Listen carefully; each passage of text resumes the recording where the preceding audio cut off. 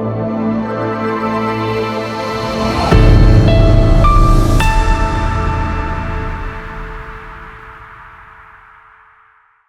The lord. ప్రభునందు ప్రియులారా, బాగున్నారా? దేవుని యొక్క కృపను బట్టి మరొక తరుణము ప్రభు నా జీవితంలో మీతో కూడా ఇలా సంభాషించే అదృష్టాన్ని ఇచ్చారు. అందును బట్టి నేను ప్రభుని స్తుతిస్తున్నాను. ఒకసారి యేసుక్రీస్తు ప్రభువారు ఒక ఉపమానం చెప్పారు. చాలామంది మరి ఒక దగ్గర కూడి ఉన్నారు. ఆ యొక్క సెంటర్లో నిలబడి ఉండగా, ఏంటి మీరు ఇలాగ నిలబడ్డారు, ఎక్కడైనా పనికి వెళ్ళొచ్చు కదా అని అడిగారంట. అయ్యా, మాకు ఈరోజు పని దొరకలేదు అని అన్నప్పుడు, రండి నా దగ్గర పని చేదురు కానీ, మీకు ఏది న్యాయమో అది మీకు ఇస్తాను అని అడిగారంట. సరే అయ్యా వస్తామని చెప్పేసి మరి వాళ్ళు అక్కడ ఉన్న కొంతమంది యవనస్తులు ఆ 9 గంటల సమయంలో వచ్చారు. మళ్ళా కొద్ది సమయం పోయాక మళ్ళా 12 గంటల సమయంలోని ప్రభు చూసినప్పుడు ఇంకొంతమంది అక్కడ ఉన్నారు. వారిని కూడా పిలిచాడంట దేవుడు. మీకు ఏది ఇవ్వచ్చు అది ఇస్తాను రండి అని అన్నాడంట. మళ్ళా 3ంటికి మళ్ళా 6ంటికి కూడా ఇంకా సేపట్లో డ్యూటీ దిగిపోతారు అన్నప్పుడు కూడా మరి ప్రభు పిలిచారు. పిలిస్తే వచ్చారు అందరూ కూడా. వచ్చినప్పుడు మొదట వచ్చిన వాళ్ళు అనుకున్నారంట, మనకి ఫుల్ అమౌంట్ జీతం దొరుకుతుంది అని అనుకున్నారు. 9ంటికి వచ్చిన వాళ్ళు అనుకున్నారంట, పోనీలే కొంచెం తగ్గితే ఏమైందిలే, మనకి ఈరోజు పని దొరికింది కదా, పని వల్ల జీతం దొరుకుతుంది కదా, ఆ జీతం వల్ల మన కుటుంబం గడుస్తుంది కదా అని అనుకున్నాడంట. అలాగనే 12 గంటలకు వచ్చిన వాళ్ళు, పోనీ సగమైన దొరుకుతుంది కదా మనకి జీతం, ఆ జీతము ద్వారా మన కుటుంబానికి ఈరోజు ఎంతో కొంత మరి ఏదో ఒకటి వండుకోవడానికి దొరుకుతుంది కదా అని వాళ్ళు కూడా చాలా సంతోషం అయిపోయారు.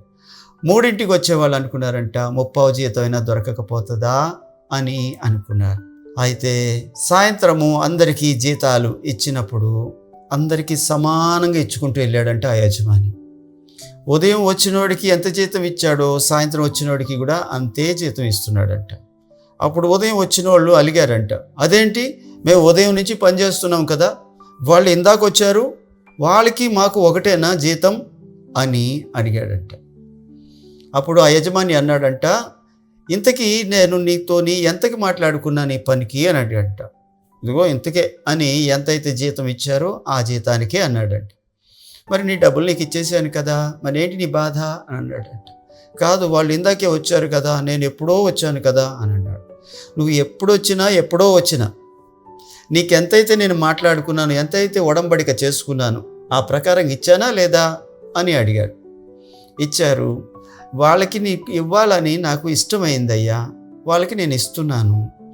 ఈ రోజున చూసినట్లయితే దేవుడు అదే తీర్తిగా అందరినీ పిలుస్తున్నాడు. కొంతమంది బాల్యంలోనే మారు మనసు రక్షణ పొందుతారు, కొంతమంది యవ్వన కాలంలో మారు మనసు రక్షణ పొందుతారు, కొంతమంది మధ్య వయసులో రక్షణ పొందుతారు, కొంతమంది వృద్ధాప్యంలో పొందుతారు.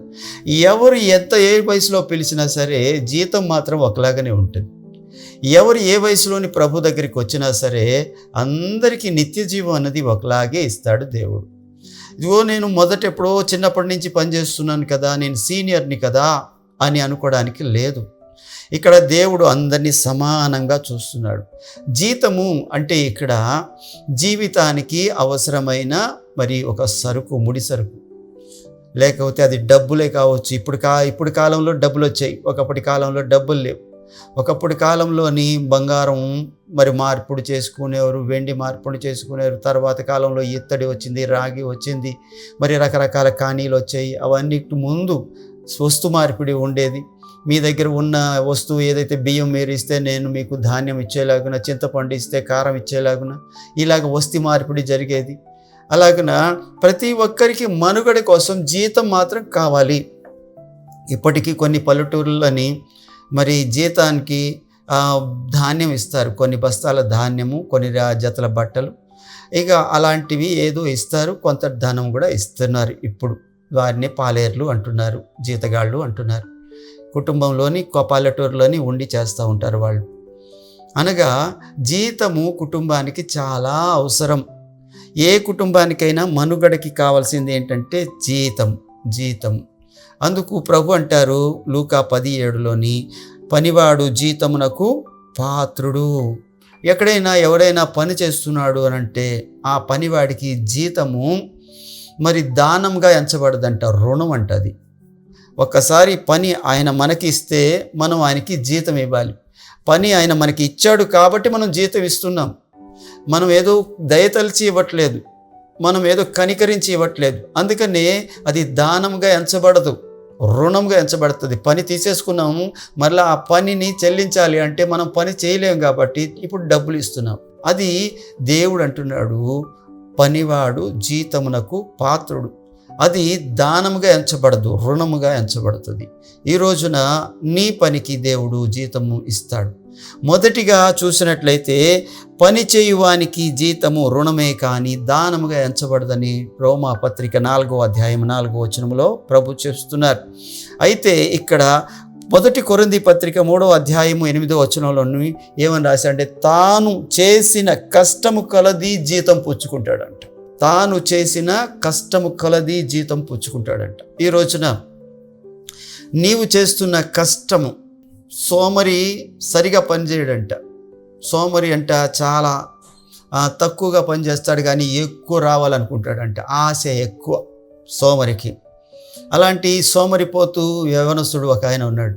ఎప్పుడు కూడా అందరూ బాగా పండించుకుంటున్నారు, నా పొలం పండట్లేదు, అందరూ బాగా పండించుకుంటున్నారు, నా పొలం పండట్లేదు అని బాధపడుతూ ఉండేవాడంట. అలా బాధపడుతూ ఉన్న సమయంలోని ఎవరో ఒక వ్యక్తులు అక్కడ ఏం చేశారంటే సువార్త కూడికలు 3 రోజులు పెట్టారు. అక్కడ ఒక దైవ సేవకుడు వచ్చాడు. ఆ దైవ సేవకుడి మీద అందరికీ ఒక మంచి అభిప్రాయం ఉంది. ఆయన ప్రార్థన చేస్తే స్వస్థత కలుగుతుందని, ఆయన ప్రార్థన చేస్తే ఆశీర్వదించబడతారని, ఆయన ప్రార్థన చేస్తే ఏదైనా మేలులు కలుగుతాయని. మరి ఆ దైవ సేవకుని బట్టి మరి చాలామంది ప్రభునందు విశ్వాసం ఉంచేవారు. అక్కడికి వెళ్ళి ఈయన కూడా చెప్పాడంట, నా పొలం సరిగా పండట్లేదండి అని అన్నాడు. ఆ పొలం పండకపోవడానికి కారణాలు ఏంటి అంటూ చాలాసేపు ఆయనతో మాట్లాడాడు ఆ దైవ సేవకుడు. అప్పుడు ఆయనకి అర్థమైంది, వీడు సరిగా పని చేయడు అని ఒకటి అర్థమైందంట. అర్థమయ్యి, నువ్వు రేపు రా, నీకు కొన్ని విత్తనాలు ఇస్తాను, ఆ విత్తనాలు పాతు నీ యొక్క పొలంలో, అవి పండుతాయి, దాని ద్వారా నువ్వు ఆశీర్వదించబడతావు అన్నాడంట. ఎప్పుడైతే ఆ మాట చెప్పాడో అలాగనే అని చెప్పేసి మర్నాడు వచ్చాడు. ఆ దైవ సేవకుడు, ఇది ప్రార్థన చేసిన విత్తనాలు, ఎంతో ప్రార్థనతో నేను నీకు ఇస్తున్నాను, వీటిని జాగ్రత్తగా శ్రద్ధగా కాపాడాలి, రాత్రి పగలు వాటి గురించి నువ్వు ప్రయాసపడాలి మరి అంటూ చాలా జాగ్రత్తలు చెప్పి ఆ విత్తనాలు ఇచ్చాడు. తీసుకెళ్ళి ఆ విత్తనాలను తన యొక్క పొలంలో నాటాడు. దైవ సేవకుడు ఏం చెప్పాడు, రాత్రి పగలు శ్రద్ధగా వాటిని కాయాలి, రాత్రి పగలు వాటికి కావలసిన పోషణ చూడాలి, రాత్రి పగలు వాటికి నీరు పెట్టాలి, కలుపు తీయాలి, వాటికి కంచె వేయాలి, వాటికి ఏదైతే పోషణ కావాలో ఎరువు కావాలో అది వేయాలి అంటూ చాలా మాటలు చెప్పాడు కదా. ఆ మాటలన్నీ మరి ఈయనకి తెలిసినవే కానీ అది వరకు పొలంలో చేసినవి కావు. ఆ కారణం చేత ఎప్పుడైతే ఆ పొలం యొక్క జాగ్రత్తలు నేను ప్రార్థన చేసి ఇచ్చాను అని చెప్పినప్పుడు, ఆ ప్రార్థన చేసి ఇచ్చానన్న మాటను బట్టి ఆయన చాలా జాగ్రత్తగా చూశాడు ఆ పొలాన్ని.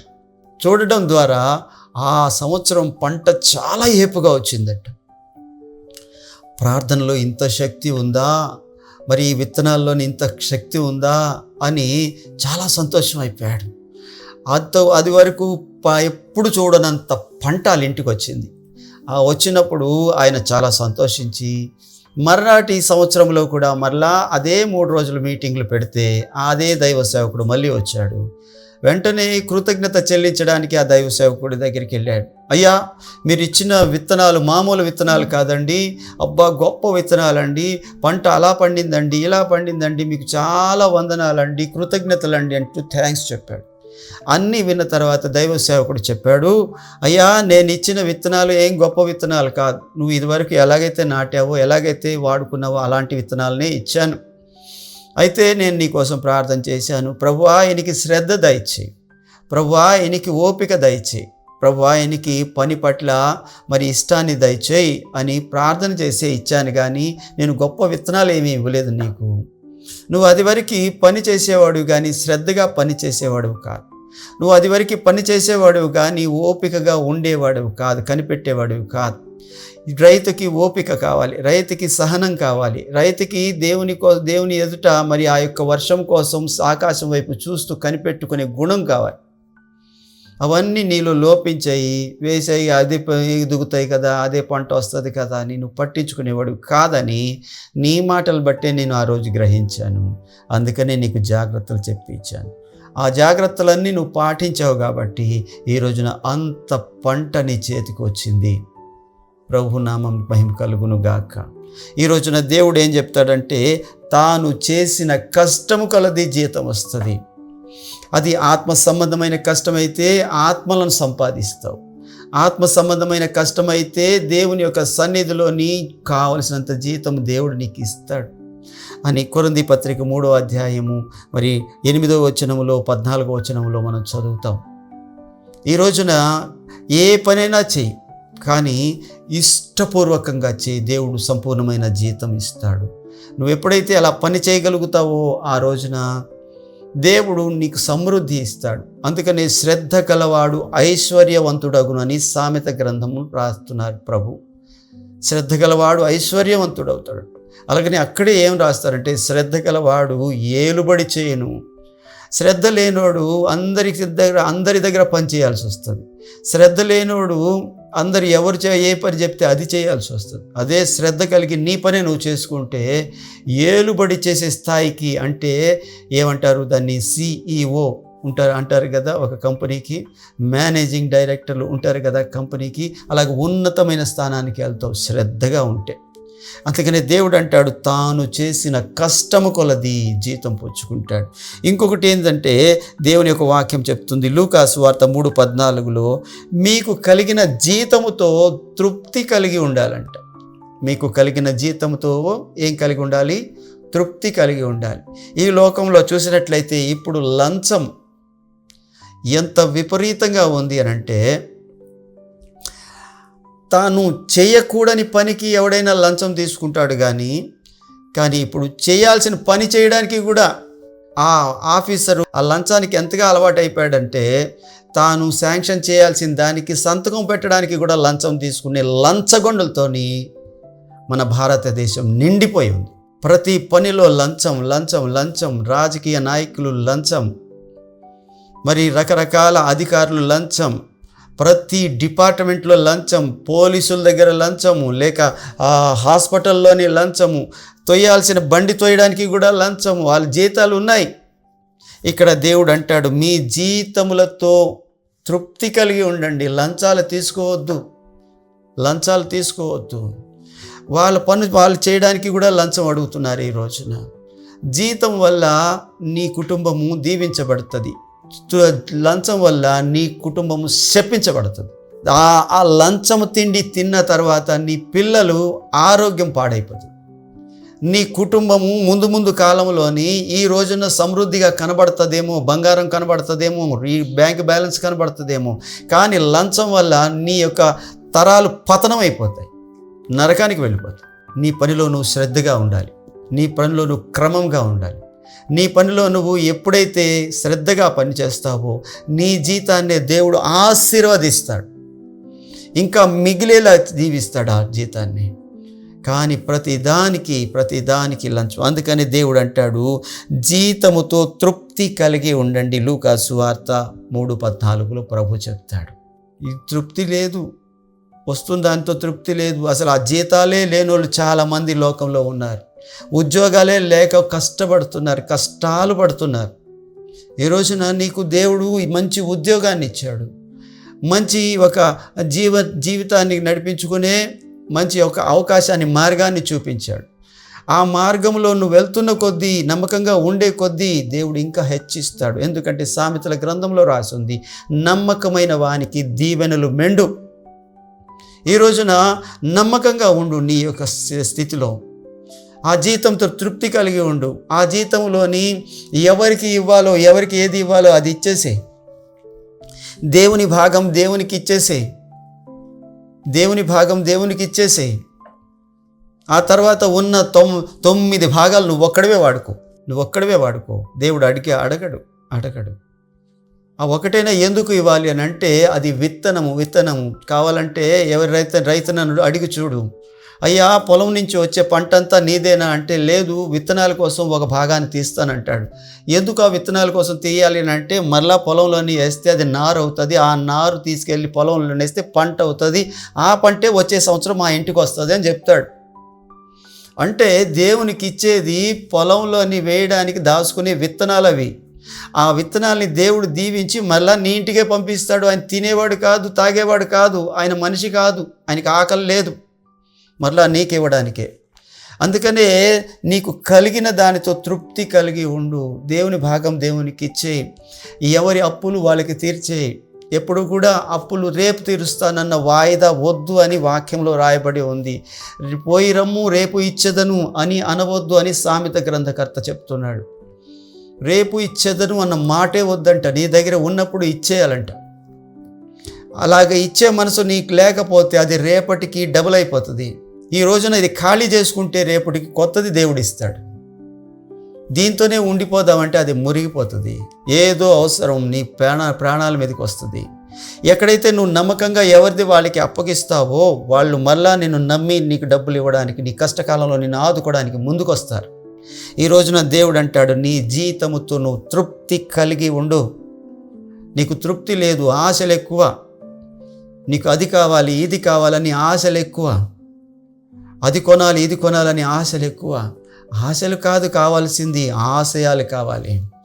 ఆశయంతో ఉన్నప్పుడు దానికోసము ప్రయత్నం చేస్తావు, దానికోసం కష్టపడతావు, దానికోసము నువ్వు ప్రయాసపడినప్పుడు అది నీ పాదాల దగ్గరికి వచ్చి కూర్చుంటుంది.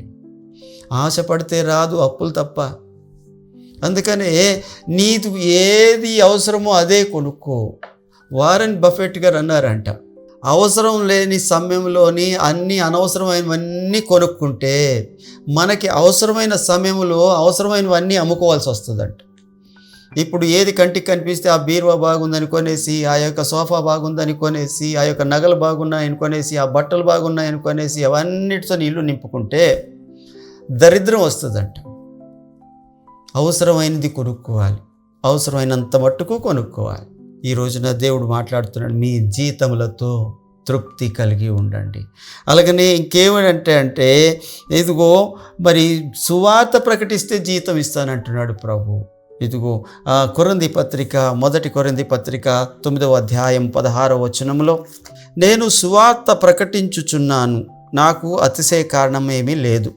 సువార్త ప్రకటించవలసిన భారము నా మీద మోపబడి ఉన్నది. అయ్యో, నేను సువార్త ప్రకటించకపోయిన ఎడల నాకు శ్రమ, నేను ఇష్టపడి చేసిన ఎడల నాకు జీతము కలుగును. దేవుడు అంటాడు, ఇష్టపడి సువార్త ప్రకటిస్తే తప్పకుండా జీతం ఇస్తానంటున్నాడు దేవుడు. ఇష్టపడకపోయినను గృహ నిర్వాహకత్వం నాకు అప్పగించబడి ఉన్నది. ఈ రోజున దేవుడు అంటాడు, సువార్త ప్రకటిస్తూ ఉండడము అది నీ ధన్యత, భాగ్యము కూడా. ఇక్కడ సువార్త ప్రకటించవలసిన భారము నా మీద ఉంది అని అపోస్తుడైన పౌలు చెప్తూ ఉన్నాడు. ఒకవేళ నేను ఇష్టపడి చేసిన ఎడల దానికి జీతం కూడా దేవుడు నాకు ఇస్తాడు.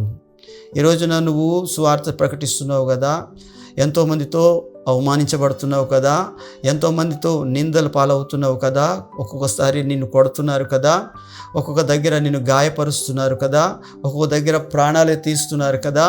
అయినా సరే దేవుడు అంటాడు, ప్రతి గాయానికి, ప్రతి నిందకి, ప్రతి తిట్టుకి, ప్రతి ఒక్క దెబ్బకి కూడా నేను జీతం ఇస్తానంట. జీతం ఉంది, సువార్తకి జీతం ఉంది. ఈ రోజున దీనికోసము నేను కావాలంటే ఉపమానం చెప్పొచ్చు, కానీ సువార్తకు జీతం ఉంది, ఉపమానం అక్కర్లేదు. నువ్వు సువార్త ప్రకటిస్తూ ఉన్నప్పుడు ఎవరైనా తిడితే అది సంతోషముగా ఎంచుకోమని మత్తయి సువార్తలోని ప్రభు చెప్తూ ఉన్నారు. జనులెల్లా నీ మీద అబద్ధముగా చెడ్డగా పలికినప్పుడు నువ్వు ఆనందించి సంతోషించు, నీ ప్రతిఫలము పరలోకమందు అధికమగును. అంటే జీతము అధికమైపోతుందంట, నీ జీతము పెరిగిపోతుందంట. ఈ రోజున నువ్వు సువార్త ప్రకటిస్తున్న సువార్తికుడా, నీ పాదాలు సియోను కొండల మీద సుందరంగా కనబడతాయని ప్రభు మొదటే నీకు వాగ్దానం చేశాడు అన్న సంగతి జ్ఞాపకం పెట్టుకో. ఇదిగో ఎండ వాన అని జడవకుండా, కొండ కొన అని చూడకుండా, నీ యొక్క అవసరాలు తీర్చకుండా ఒక్కొక్కసారి కుటుంబాన్ని కూడా ప్రభు అక్కడే చెప్పారు. అదే మత్తయి సువార్తలో 10వ అధ్యాయంలో చెప్తారు, నా నిమిత్తము భార్యను, పిల్లలను, గృహాన్ని, కన్నవారిని అందరినీ విడిచిపెడితే వారికి నూరంతలుగా నేను ఇస్తాను ఆ జీతాన్ని అని ప్రభువే చెప్పారు.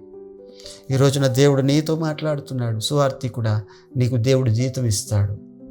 నీకు జీతం ఇవ్వాలని ఆయన ఆల్రెడీ సిద్ధం చేసి ఉంచాడు. అలాగనే ఇంకొక జీతాన్ని గురించి చెప్పి నేను ముగిస్తాను. ఇంకో జీతం ఏంటంటే, పాపము వల్ల వచ్చు జీతము మరణం. పాపం చేస్తే జీతం ఉందంట. పాపం చేస్తే జీతం ఉందంట. నువ్వే పాపం చేసినా జీతం ఉంది. చిన్న అబద్ధం ఆడినా అబద్ధానికి జీతం ఇస్తాడు దేవుడు. నువ్వు చిన్న మోసం చేసినా ఇస్తాడు, పెద్ద నరహత్య చేసినా ఇస్తాడు. ఏది చేసినా పాపం అన్నది చేస్తే మాత్రం వెంటనే జీతము అక్కడ మరి సిద్ధపడిపోతుంది. అందుకని దేవుని యొక్క వాక్యం చెప్తుందంటే, పాపం వల్ల వచ్చే జీతం ఏ రూపంలో ఉంటుందంటే మరణ రూపంలో ఉంటుంది. మరణము అనగా ఈ భౌతిక మరణం మాత్రమే కాదు, కానీ రెండవ మరణము, దేవుని నుంచి దూరం చేసే మరణము, పరలోకము నుంచి నిన్ను దూరం చేసే మరణము, పాతాళంలో నిన్ను నెట్టివేసే మరణము, యుగ యుగాలు అగ్ని గంధకంలో కాలే మరణము. అందుకనే ఆ పాపాలని తీసుకోవడము నీ వల్ల నా వల్ల కాదు. అయితే దేవుడు దానికి ఒక మార్గాన్ని ఇచ్చాడు. చూడండి, దేవుని యొక్క సన్నిధిలోని 1 యోహాను పత్రికలోని 3వ అధ్యాయంలోని 4వ వచనంలోని ప్రభు ఇలాగ రాస్తున్నారు, పాపము చేయు ప్రతివాడును ఆజ్ఞ అతిక్రమించును, ఆజ్ఞ అతిక్రమమే పాపము, పాపము వల్ల వచ్చు జీతము మరణము, పాపములను తీసివేయుటకై ఆయన ప్రత్యక్షమాయనని మీకు తెలియను, ఆయనందు పాపము లేదు, ఆయన యందు నిలిచి ఉండువాడెవడును పాపము చేయవడు, పాపము చేయవాడెవడును ఆయనను చూడను లేదు, ఎరుగును లేదు. దేవుని యొక్క వాక్యం చెప్తుంది, ఎదుగో పాపము చేయు ప్రతివాడును ఆజ్ఞను అతిక్రమిస్తున్నాడు. ఈ రోజున పాపం వల్ల వచ్చే జీతము మరణం అన్నది నీకు జ్ఞాపకం చేస్తున్నా. నువ్వు ఏదైతే మరి పాపాన్ని ఒప్పుకొని విడిచిపెడతావో ఆ జీతం అంతా కొట్టివేయబడుతుంది. ఆయన తీసుకుంటాడు, తీసుకొని వెళ్ళి ఆయన భుజాల మీద వేసుకొని ఆ కలువరి శిలువలో దానికి పరిహారాన్ని చెల్లిస్తాడు. అంటే నీ పాపానికి పరిహారము శిలువ రక్తము, యేసు రక్తము, గొర్రెపిల్ల రక్తము, పరిశుద్ధ రక్తము, పవిత్రమైన రక్తము. ఆ రక్తాన్ని ఆయన వెలగా చెల్లించి, పాప పరిహారంగా చెల్లించి, ఆ గొర్రెపిల్ల నీ కొరకు బలి అయిపోయి ఆ జీతము ఆయన తీసుకొని నీకు విడుదల ఇస్తాడు. అందుకనే ఈ జీతము చాలా ప్రమాదకరమైన జీతము. ఈ మాట మీకు రోమాపత్రిక 6వ అధ్యాయము 23వ వచనములో వ్రాసి ఉంటుంది. కనుక పాపం వల్ల జీతం ఉంది, సువార్తకు జీతం ఉంది, మరి కష్టం చేసే కొద్దీ జీతం ఉంది. దేవుడు అందరికీ జీతాన్ని సమానంగానే ఇస్తాడు, పక్షపాతం లేదు. వాళ్ళు గొప్ప రెవరెండ్లని, వాళ్ళు పాస్టర్లని, వాళ్ళు సువార్తికులని, వాళ్ళు గొప్ప అపోస్తులని ఏం లేదు. అందరు పాపం చేసిన వాళ్ళందరికీ జీతం ఉంది, మంచి చేసిన వాళ్ళందరికీ జీతం ఉంది. ఎవరు ఏ కష్టం చేశారో వాళ్ళందరికీ జీతాలు ఇస్తాను అని అంటున్నాడు. ఈ రోజున నీకు కలిగిన జీతం ఏదో జ్ఞాపకం చేసుకో, మంచి జీతం సంపాదించుకో, పరలోకంని సంపాదించే జీతాన్ని సంపాదించుకో, పరలోకంలోని నీ ధనాన్ని సమకూర్చుకో. అక్కడ చిమ్మెట లేదు, తుప్పు లేదు, దొంగలు లేరు, అక్కడ ఏది కూడా నీకు నష్టం లేదు. మరి అలాంటి స్థలంలో నీ జీతం దాసుకో. ఇక్కడ సత్యక్రియలు, నీతి క్రియలు చేయి. దేవుడు నిన్ను దీవించునుగాక. దేవుడి వాక్యం ద్వారా నీతో నాతో మాట్లాడిన దేవునికి మహిమ కలుగునుగాక. Praise the Lord. మంచిది, ఇచ్చిన ప్రార్థన చేసుకుందాం. పరిశుద్ధుడైన దేవా, ప్రేమ నమ్మకం కలిగిన తండ్రి, నీకు స్తోత్రాలు. ఈ సమయంలో ప్రభువా, మరి నాయనా మా జీతాల గురించి మీరు మాట్లాడుతున్నారు, మా జీవితాల గురించి మీరు మాట్లాడుతున్నారు. ప్రభువా యొక్క సమయంలో నాయనా, మరి నాయన మంచి జీతము మేము సంపాదించుకోవడానికి సహాయం చేయండి. ఇదిగో ప్రభువా, మీరు హగ్గై గ్రంథంలో అంటారు, ఎప్పుడైతే దేవునికి మనం ఇస్తామో మన చిల్లు సంచిలో పడిన జీతంలాగా కాకుండా మరి సుఖముగా జీవించడానికి సరిపడా జీతం వస్తుందని మీరు నైనా మాట్లాడిన రీతిగా ఈ రోజున మేము ఎవరికి ఏది చెల్లించాలో, ఎవరికి ఏది ఇవ్వాలో ఇచ్చేసే వారంగా ఉండడానికి సహాయం చేయండి. కలిగిన దానితో తృప్తి కలిగి ఉండడానికి సహాయం చేయండి. మా ధనాన్ని మీ పాదాల దగ్గరికి పడుతూ ఉండగా 5 రొట్టెలు 2 చేపల్ని దీవించినట్లుగా దీవించండి. మహిమ పొందండి. యేసు నామములో అడుగుతున్నాను తండ్రి, ఆమెన్. ప్రైజ్ ది లార్డ్ అండి. అందరికీ వందనాలు. మరొకసారి జ్ఞాపకం చేస్తున్నాను, సబ్స్క్రైబ్ చేయండి, లైక్ చేయండి, షేర్ చేయండి. ఈ యొక్క సువార్తలో మీరు కూడా పాలి భాగస్థులవ్వండి. ప్రభు మిమ్మల్ని దీవించునుగాక. Praise the Lord. వందనాలు.